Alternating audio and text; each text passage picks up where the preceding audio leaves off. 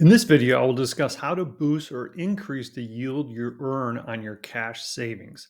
Cash is defined as deposits or dollars in liquid accounts, such as bank checking accounts and savings accounts. For the purpose of this video, I'll also include money market accounts in the definition. I will also discuss how much cash you should have saved and why. Thank you for watching Dave, the Personal Finance Professor channel. The first question we need to answer is how much cash do we need saved? Most personal finance experts provide a range of 3 to 6 months, some even say 12 months of salary saved. The amount you need is based on three factors. One, your age, and more importantly, what stage of your career are you currently in? Two, what type of company and industry are you currently employed? And three, do you have dependents such as children or a partner or a parent that depends on you financially? If you are young and have no dependents and are working at a stable company in a stable and growing industry, 3 months cash reserve should be sufficient. However, if you're in a mid career position, which will take longer to find a new job if laid off, or if you have one or more dependents that depend on you financially, you should have at least 6 months' salary in cash reserves. If you're in a senior position or an industry that is in decline, you should have 12 months' salary in cash reserves. Finally, I recommend that pre retirees, someone who is 2, perhaps 3 years away from retirement, or are currently retired, then you should have 2 to 3 years of living expenses saved in cash. If retired and you are not living off of a pension income, rather your investment portfolios, you want to have cash to avoid pulling from investment accounts when the market declines. Let's define a month's salary. An easy way to calculate this is what is your take home pay after taxes and retirement account deductions or contributions? What's left in your paycheck that is deposited into your bank account each payday? If you're paid every other week instead of twice per month, you should make an adjustment to ensure your monthly earnings are calculated correctly.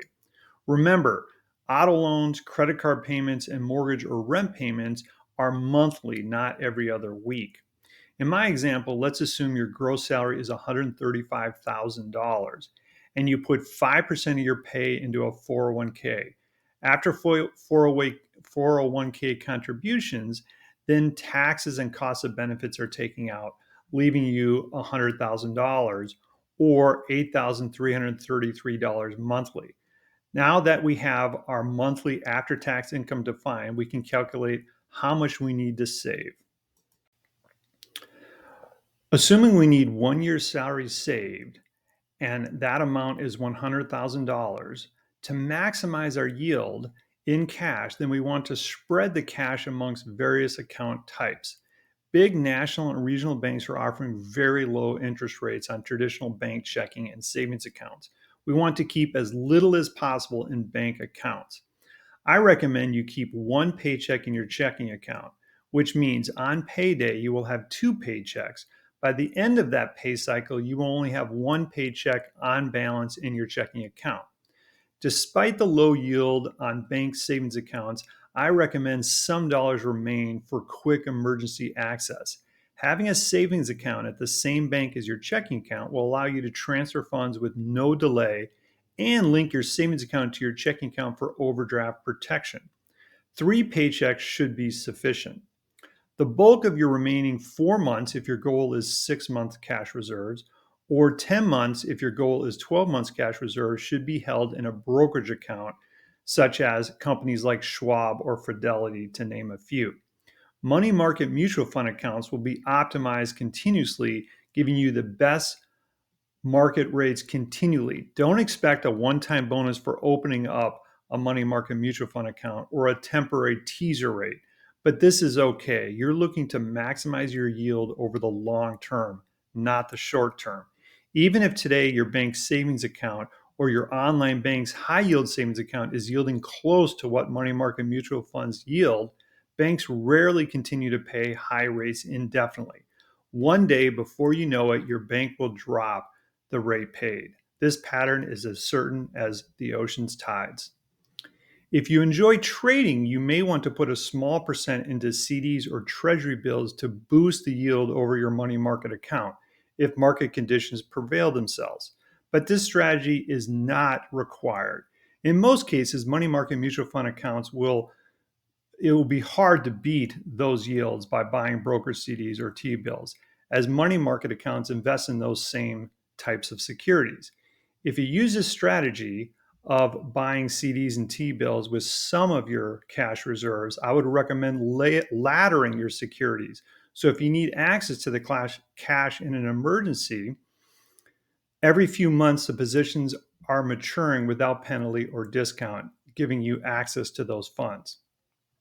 In my example, I have boosted my yield to 4.52%, well above what large national banks are paying on traditional bank accounts.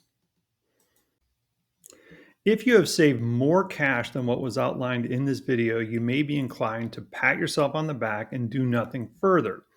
But cash is a double-edged sword. Too little puts us at risk for financial calamity. Too much acts as a drag on our overall investment returns. So if you have saved more in cash than discussed here, you should consider putting that extra cash in the market, particularly in stock or equity funds. In summary, depending on your unique situation, you will need 3 to 12 months of liquid cash or money market investments for emergency. If you're retired or about to retire, I would recommend 2 to 3 years of cash in reserve. Do not let idle cash sit in bank accounts. This is a sure way to not maximize your cash yield. Learn to use your brokerage account and check every few years that the money market mutual fund you chose is still the highest yielding available through your broker. I have another video which shows you how to select the best money market mutual fund for you. If you enjoyed this video, please subscribe to my channel. Thank you for watching Dave, the Personal Finance Professor.